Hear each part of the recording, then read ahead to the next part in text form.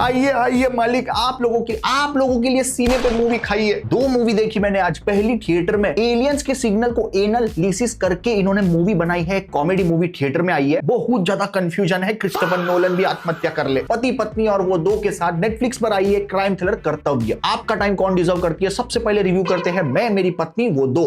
तो स्टोरी बहुत ही यूनिक है गाइस। एक मैरिड आदमी जिसको आपने टीवी पे जो कॉमेडी सीरीज आती है वहां भी नहीं देखा होगा, 1990s में जो हॉलीवुड की कॉमेडी मूवीज होती थी उसमें भी नहीं देखा होगा। ये सुपर यूनिक और कंफ्यूजिंग कौवे का जो हगा हुआ है उसकी शाही बना के उससे लिखी गई है। एक मैरिड आदमी जिसको ना बोलना नहीं आता तो सबको हाँ बोलता है और उस चक्कर में झूठ पे झूठ बोलता जाता है। उसकी बीवी वामिका गप्पी एक बहुत ही सुपर इंटेलिजेंट रिपोर्टर है, लेकिन भले वो कितनी भी इंटेलिजेंट हो, बॉलीवुड मूवी के अंदर हीरो की बीवी है तो येड़ी है वो। मूवी में आयुष्मान को 3 वरदान मिले, औरत का चक्कर और कंफ्यूजन ही कंफ्यूजन। इनके मेकर्स को लगा कि जनता तो अभी भी 2020 में टिकटॉकर्स के रील्स ही देख रहे होंगे, उसी की बॉलीवुड मूवी बना दी इन्होंने। अरे मोदी जी, इनका वैक्सीन कैसे छूट गया? आयुष्मान भाई ओवर एक्टिंग पे ओवर एक्टिंग कर रहा है, पता नहीं कार्तिक आर्यन को पीछे छोड़ेगा क्या ये। सहारा अली खान का कैरेक्टर 2 जोड़ी कपड़ा दे दिया उसको मूवी में और बोला आप बस घूमो चलो, बस वही शूट कर लेंगे हम। ये पेपराजी लोगों ने क्यों प्लास्टिक का कवर निकाला इसके ऊपर से? पापा उधर पुलिस बन के नेटफ्लिक्स पे कातिल को ढूंढ रहे हैं। अरे सैफ भाई, तुम्हारी बेटी को संभालो, अपनी एक्टिंग से मार देगी भाई। लॉजिक की मां बहन नहीं की इन्होंने, बाप भाई की है। रकुल प्रीत का कैरेक्टर स्टार्टिंग में तोतला बोल रहा है, कुछ होगा कैरेक्टर का, कुछ रीजन होगा, कुछ जिप विप कट गई होगी, लेकिन फिर सेकंड हाफ के अंदर वो बराबर बोलना शुरू कर दी। वो क्यों तोतली बोल रही है स्टार्टिंग में, वो बाद में कैसे ठीक हो गई? कोई कैरेक्टर में कंसिस्टेंसी कंटिन्यूटी बिल्कुल नहीं। इंटरवल तक ये इंसेप्शन वाली कंफ्यूजन चल ही रही थी। इंटरवल हुआ, मैं गया काउंटर पे पॉपकॉर्न नहीं जहर मांगा मैंने। ऐसा नहीं कि मूवी में सिर्फ नेगेटिव है, पॉजिटिव्स भी है, आते उस पे। फर्स्ट हाफ के अंदर लॉजिक का मर्डर हो ही चुका था, आपका पोस्टमार्टम हो ही चुका था,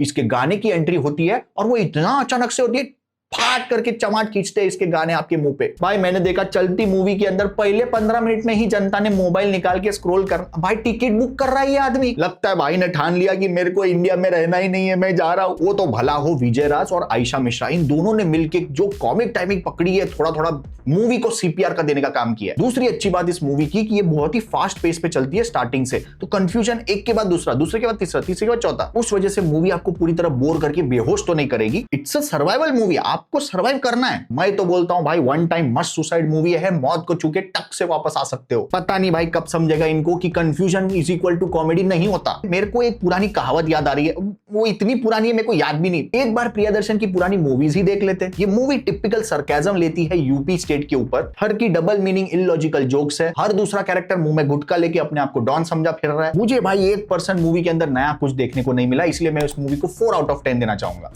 दूसरी मूवी मैंने देखी कर्तव्य, नेटफ्लिक्स पर। कहानी बड़ी इंटरेस्टिंग है। 16 साल के बच्चे से मर्डर हो गया। ईमानदार पुलिस ऑफिसर इसकी इन्वेस्टिगेशन करेगा और बच्चे को न्याय दिलाएगा, लेकिन पॉलिटिक्स और करप्शन सिर्फ इस केस के अंदर नहीं, इसके घर के रिलेशंस को भी खराब कर रहा है। अगर आप क्राइम थ्रिलर मूवीज के फैन हो तो स्टार्टिंग में मूवी का सेटअप बहुत ही आउटस्टैंडिंग है। फर्स्ट हाफ जबरदस्त। मैं तुरंत चेक किया कौन है डायरेक्टर, भक्षक, बोझ, डेड और अलाइव। मूवी को नीचे किसने गिराया उसकी आगे बात करेंगे, लेकिन पॉजिटिव है, सैफ अली खान लिटरली आपको मूवी के एंड तक बिठा के रखेगा। एकदम ग्राउंडेड और मैच्योर वे में अपनी परफॉर्मेंस दी है, ईमानदारी भी दिखाई है, साथ ही साथ जब उसका दिमाग खनकता है। फॉर एग्जांपल सैफ अली खान का जो बाप है वो उसी के ऊपर भड़क जाता है, उसका पकड़ लेता है पूरा गला। अब ये ठहरा ईमानदार, हर कोई इसका बार बार पेशेंस का टेस्ट लेता है। अब इसके घर में भी दिक्कत चल रही है, बाहर भी केस में प्रॉब्लम चल रहा है, तो वो जो साइलेंट अंदर फ्रस्ट्रेशन पनप रहा है, वो बस बाहर निकलने का, फटने का इंतजार कर रहा है, वो साफ उसके फेस पे झलकता है। दूसरा पॉजिटिव है डायरेक्टर का डार्क और रियलिस्टिक एटमॉस्फेयर क्रिएट करना, और इसमें साथ दिया है सपोर्टिंग कास्ट ने। बस एक कास्टिंग थोड़ी सी खराब हो गई, उसकी आगे बात करेंगे नेगेटिव में, लेकिन रसिका दुग्गल, संजय मिश्रा, एक नंबर परफॉर्मेंस है। लेकिन वो 16 साल का बच्चा भाई युद्धवीर अलावत, क्या काम किया बंदे ने भाई। पहले बहुत खतरनाक लगता है, सीरियल किलर जैसा साइको कुछ लगता है, लेकिन फिर वो चेहरे पे मासूमियत,